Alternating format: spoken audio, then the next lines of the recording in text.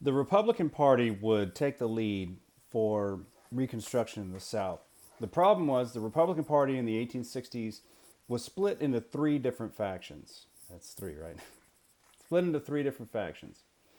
The first was a little bit more of a conservative movement who recognized that as having won the war, the South needed to abolish slavery, but otherwise they're not really going to extract a whole lot of uh, anything else from the South, from a Reconstruction standpoint.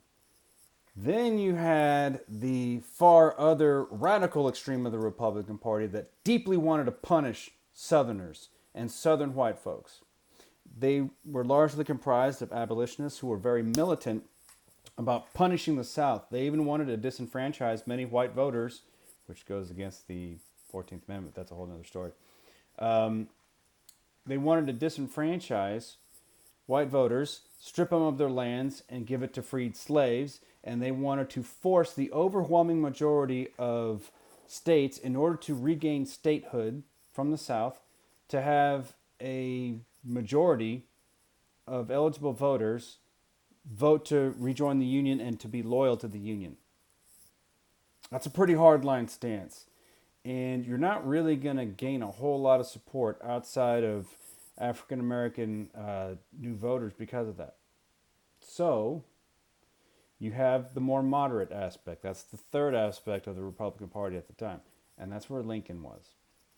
You see, Abraham Lincoln didn't hate the South. Far from it. Abraham Lincoln loved the American South. He fought an entire war and supported a war to preserve the American South as being part of the United States. He saw value in the people there. He saw value in the culture. And yes, he also saw value in the economy. There's no question about that. But he saw value in the South and he wanted to preserve it. He wanted to abolish slavery and accomplish that feat. And he was going to get some concessions from Southerners. But Abraham Lincoln was smart in that he realized you're not going to get people to see your side if you have this angry vitriol towards them. If you spew venom in their face, they're just going to reaffirm why they try to secede in the first place. So you have to kind of ease them back in. And in a precarious balance, you're going to abolish slavery and you're going to take some concessions from them, but otherwise, you're going to recognize their value and make it known that they're to be integrated and invited back as opposed to being punched in the face.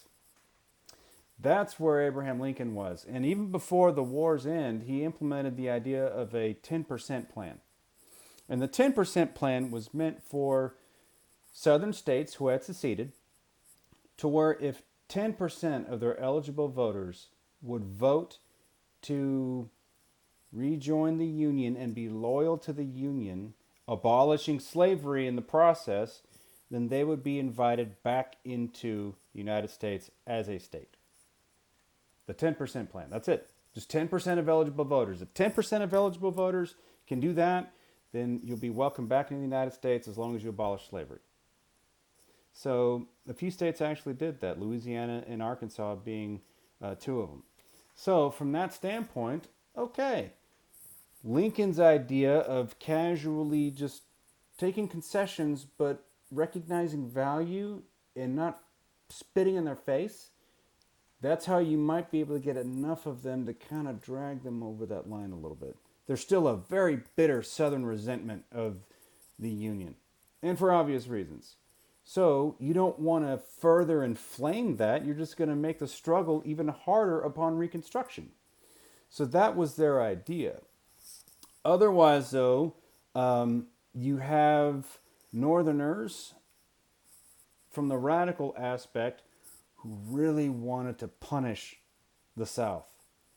Most notably, those who wrote the Wade Davis bill. They wanted the overwhelming majority of Southern voters, if they were to apply for statehood, to actually vote for that. Okay?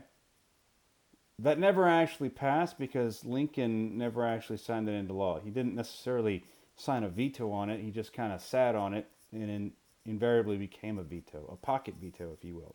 Okay?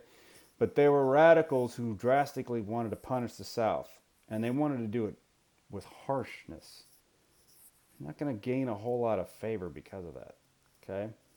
Um, Otherwise, though, the momentum that Abraham Lincoln had built from his abolitionist movements, from his reintegration, from the overall victory in the Civil War for Union forces, all came into question on the night of April 14th, 1865. At Ford's Theater in Washington, Abraham Lincoln was enjoying a play with his wife. And an actor who was a Confederate sympathizer had kind of staked out the place.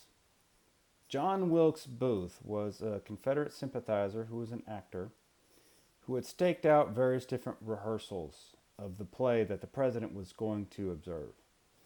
And there was going to be a pivotal moment to where there would be a line ushered that would get a rise and a funny, laughing reaction out of the audience. That would create noise. His idea was, when that happens, I'm going to sneak into Abraham Lincoln's booth, pardon the pun, in the playroom, and I'm going to shoot him in the back of the head. And that's exactly what happened. John Wilkes Booth, when that reaction occurred, he had sneaked into where President Lincoln's box was, and he shot him in the back of the head, where he died the next morning. Okay? Eventually, it took about the better part of 2 weeks for authorities to track down John Wilkes Booth, and they uncovered that there was an even bigger conspiracy to maybe try and assassinate the Secretary of State, and even Vice President Andrew Johnson as well.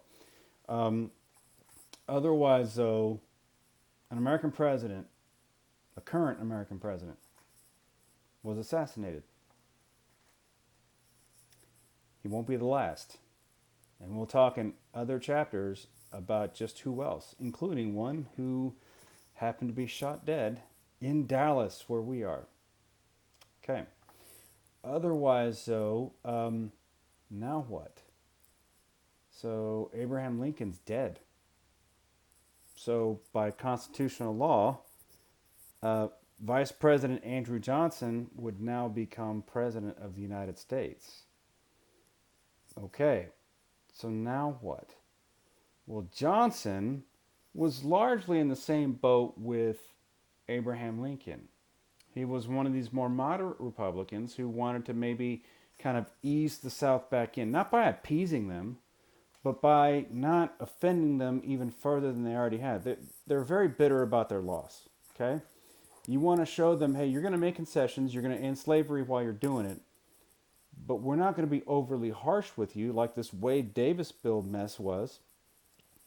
And so he wanted to kind of continue that. So by states accepting the 13th Amendment, freeing slaves, repudiating Confederate war debt, abolishing slavery, obviously, with the 13th Amendment, and having certain permissions and to regain seats in Congress, do this. And if you do this, you're going to be readmitted into the state, and you're also going to have delegates in Congress. Okay? That upsets many radical Republicans from up north who vehemently wanted to punish. There were radicals who wanted to keep white people from voting in the South. So now they see that as, you're letting them off scot-free? We defeated them in war. We beat them. These people enslaved others, and you're just going to let them have representation in Congress and let their people vote?